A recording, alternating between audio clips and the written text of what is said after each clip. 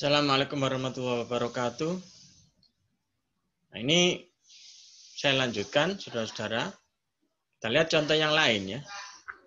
Kita lihat contoh yang lain.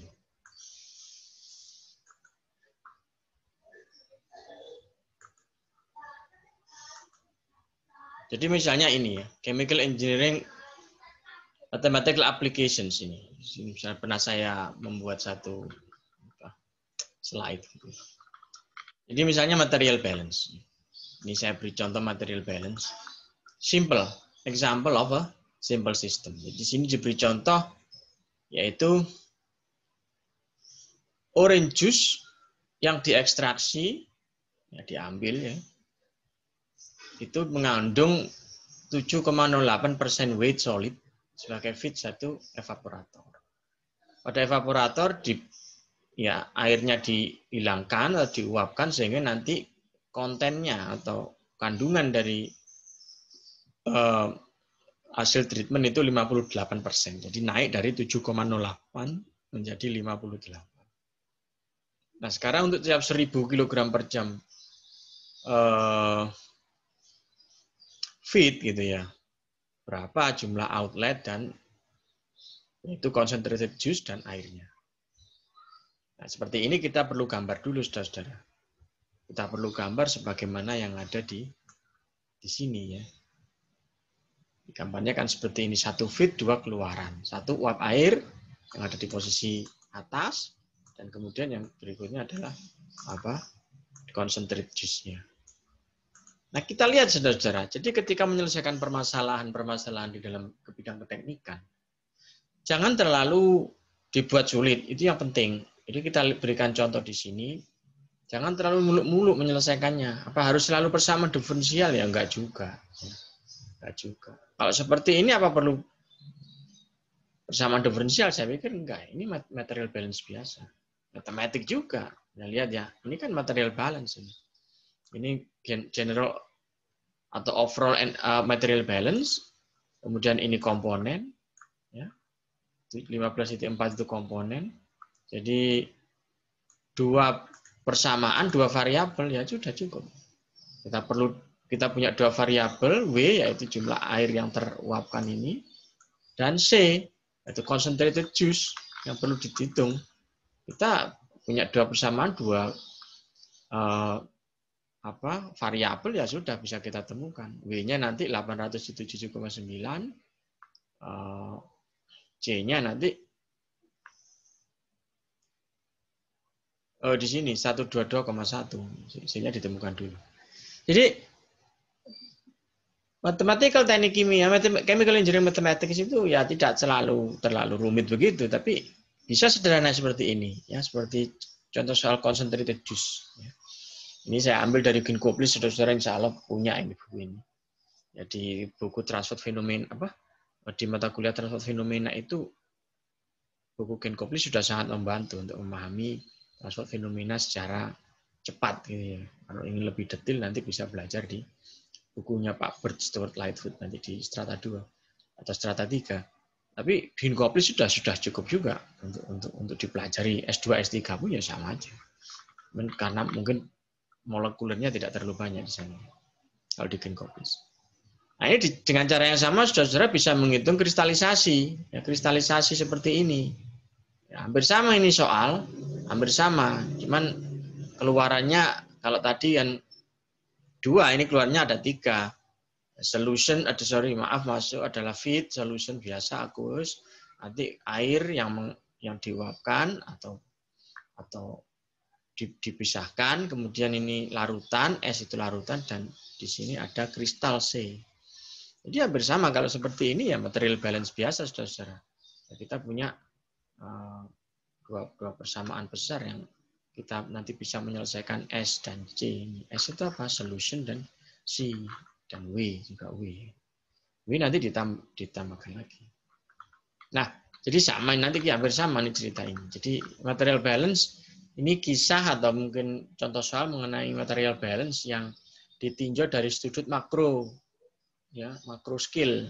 Nah, kita lihatnya kan alat itu kan gini, ini makro tuh, ya, makro kan. Jadi sistemnya itu kita lihat secara secara luas gitu, secara umum gitu. Nah, kalau ada makro apa ada mikro Pak? Ada juga. Ya. Material balance yang mikro namanya apa? Continuity. Mungkin nanti di material apa? Mass transfer atau di momentum transfer nanti diajarin, saudara. Nah, ini continuity. Continuity itu ya material balance juga, tapi dia molekuler, saudara. Molekuler artinya dia masuk ke, meskipun tidak molekuler, misalnya scale-nya mikro. Jadi dia masuk ke dalam satu skala evaluasi yang kecil begitu. Ya.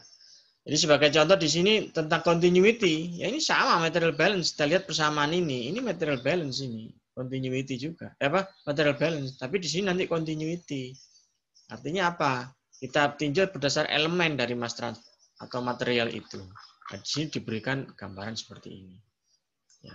Gambar 3 dimensi ini, ya, itu menggambarkan satu unit kecil dari material yang kita alirkan atau kita pindahkan. Bentuknya seperti kubus. Terus ada apa? Koordinasi X, Y, Z. Apa ini? Integral lipat ya. Ini kan integral lipat, integral ruang. X, Y, Z berarti apa? Masih ingat apa kemarin?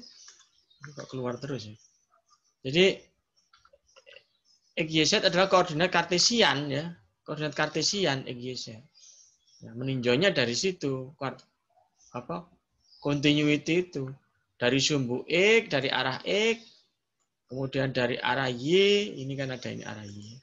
Dari arah Y dan ini Y, dan dari arah Z, ini Z, ini Z. Nah, X, Y, Z ya, sesuai dengan ini X, ini Y, ini Z. Ya. Artinya tinjauannya itu per elemen-elemen kecil-kecil gitu. Tapi material balance juga, saudara lihat ini di sini ya. Ini kan persamaan diferensial ini. Ya, persamaan diferensial. Ya. Kemudian nanti diatur, jadilah persamaan seperti ini, persamaan diferensial juga. Continuity itu persamaan diferensial. Jadi dalam meninjau permasalahan itu dalam mata ajar keteknikan ya, teknik apapun, teknik kimia juga. Itu kita sering menganalisa suatu sistem itu dari sisi makro, besar, dan mikro, kecil. Contoh yang pertama tadi itu makro itu. Aliran masuk, aliran keluar. Tapi bisa mikro juga. Tapi material balance juga. Gitu, saudara. Nah, kita lihat misalnya penulisan-penulisan seperti ini, masih ingat saudara? Ini kan koordinat polar ini ya. Yang ini ya, koordinat polar kan ini. Ini kan koordinat polar ini.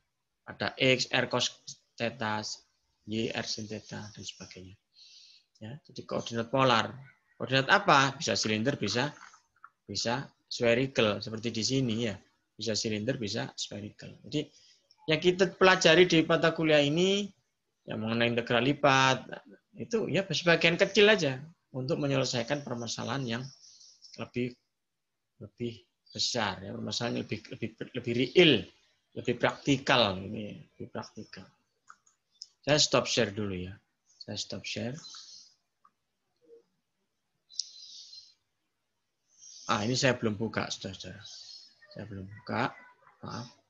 Jadi itu contoh ya, itu contoh yang bisa kita kemukakan mengenai penerapan ilmu matematika teknik kimia yang kita punya. Saya akan buka lagi satu nanti sebelum saya akhiri untuk kuliah ini, yaitu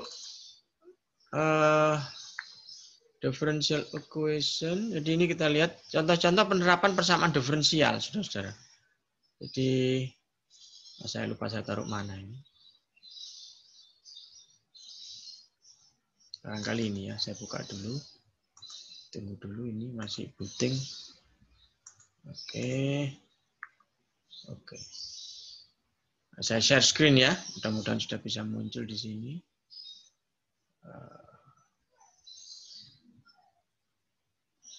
Ini coba ya. Coba saudara perhatikan ini.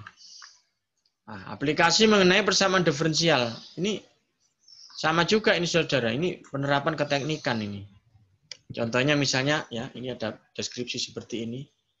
Differential equation itu adalah diperlukan pada modern science and engineering. Ya. Dengan seperti ini ya. Ya. Di sini diberikan contoh mengenai penerapan persamaan diferensial, saudara. almost all of the known law of physics, chemistry, actually differential equations. Ya, differential equation, permasalahan fisik, kimia. Dan model-model persamaan diferensial itu biasa dipergunakan untuk menginterpretasikan di situ reaksi, bukan hanya biochemical ya, bukan hanya biochemical, macam-macam. Population dynamic, organic group, dan sebagainya. Ya. Sebagai contoh ini saya kasih contohnya. Ini natural growth equation. Ini biasanya dipakai untuk menggambarkan perkembangan populasi. Populasi apa, Pak? Bisa mikroorganisme, ya, bakteri, virus, sekarang kan masanya COVID, ya. Itu kita bisa memperkirakan biakan itu naiknya itu berapa. Ini pakai persamaan diferensial. Saya lihat di situ dy per dt sama dengan KY. Kalau kita turunin kan jadi, atau kita selesaikan kan jadi y sama dengan y0 e pangkat kt. Ya, dengan persamaan diferensial order 1. Ya, contohnya seperti ini gambar grafiknya ya saudara. Ini kalau K-nya lebih besar daripada 1 itu kurva yang atas. Ya, grafiknya kayak gitu naik. Kalau K-nya minus, ya pangkatnya E itu minus, di sini pangkatnya E itu minus, ini, maka K-nya ini minus, maka dia akan ada satu kurva eksponensial cenderung turun. Ini contoh soalnya ya, kita lihat contoh soalnya. Ini bukan teknik kimia bener sih. Maaf ya. Jadi koloni bakteri yang banyak makanannya, space-nya bagus ya. Di sini dikatakan dia naik sekian persen per menit ya di sini dari soal ya. Nah, kemudian bagaimana ditanya bagaimana persamaan matematikanya itu menggambarkan perkembangan dari bakteri dalam biakan tersebut. Dipakailah persamaan ini dp per dt sama dengan kp. Nah, dp per dt sama dengan kp sehingga kita dapatkan persamaan ini. B sama dengan P0 E pangkat KT. Ya. Kalau digrafikkan persamaan ini, persamaan eksponensial ini, nanti jadi seperti ini ya, tergantung dari K-nya ya. Kalau K-nya plus naik, kalau K-nya minus ini turun. Nah, apa kemudian verifikasi? Apakah benar kira-kira persamaan tadi kita ambil? Apa benar kira-kira? Ya, bagaimana cara melihat itu benar atau tidak? Ya dibandingkan dengan hasil pengamatan. Kalau hasil pengamatan kita, jadi misalnya pengamatan itu kan kita P versus T ya. P itu jumlah biakan atau jumlah populasi kalikan T. Waktu. Kalau misalnya grafik ini itu sama dengan tendensi dari titik-titik data. Titik-titik data ada di sini ya. 1, 2, dan sebagainya misalnya di sekitar sini. Ya, berhimpit atau tidak, tapi kalau trennya sama. Oh berarti benar. Benar kita menganggap bahwa persamaan pertumbuhannya nanti seperti ini. Ya. Kalau tidak, saudara-saudara, kalau tidak maka kalau gambarnya tidak sama dengan apa yang ada di eksperimen atau dari pengamatan data, berarti model atau persamaan yang kita usulkan itu, persamaan yang kita tebak itu keliru. Gitu ya, itu secara analisanya itu seperti itu. Makanya dinamakan modeling itu bukan seperti foto model begitu ya. Model ini artinya persamaan matematika yang menggambarkan interpretasi fisik sedekat mungkin. Kalau sama persis sih nggak mungkin ya. Persamaan matematik itu terbatas juga kan buatan orang. Persamaan matematik itu tidak mampu menggambarkan kejadian alam itu persis itu enggak, cuma mirip aja. Jadi sehingga oh ya betul. Di dekat titik-titik itu. Nah, itu contoh ya bagaimana skill-skill matematika itu kita pergunakan untuk menyelesaikan permasalahan fisik. Ini tadi mengenai populasi. Kemudian ada lagi mengenai cooling. Ini dari chemical engineering ini ya. Cooling ya. Samaannya seperti ada di tengah itu. dt per dt min kt. Ya, ada di sini ya, maaf. Di sini ini persamaannya.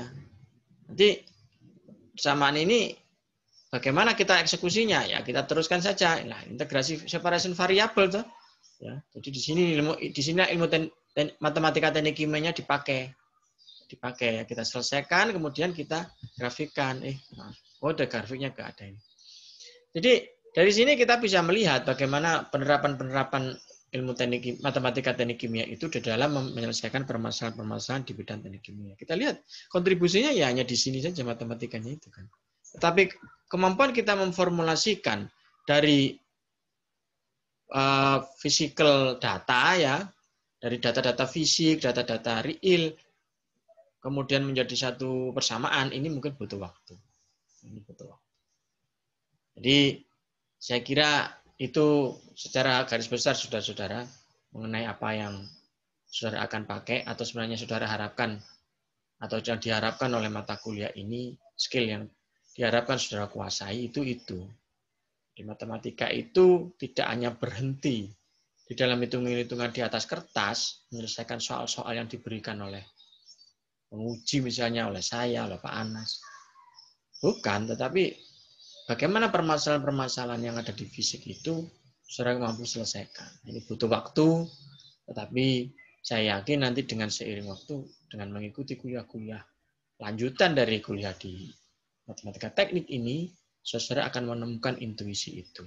Dan mampu untuk, yang diharapkan, mampu untuk mengaitkan gitu ya, permasalahan-permasalahan itu dengan teknik-teknik yang sudah diperkenalkan di mata kuliah ini.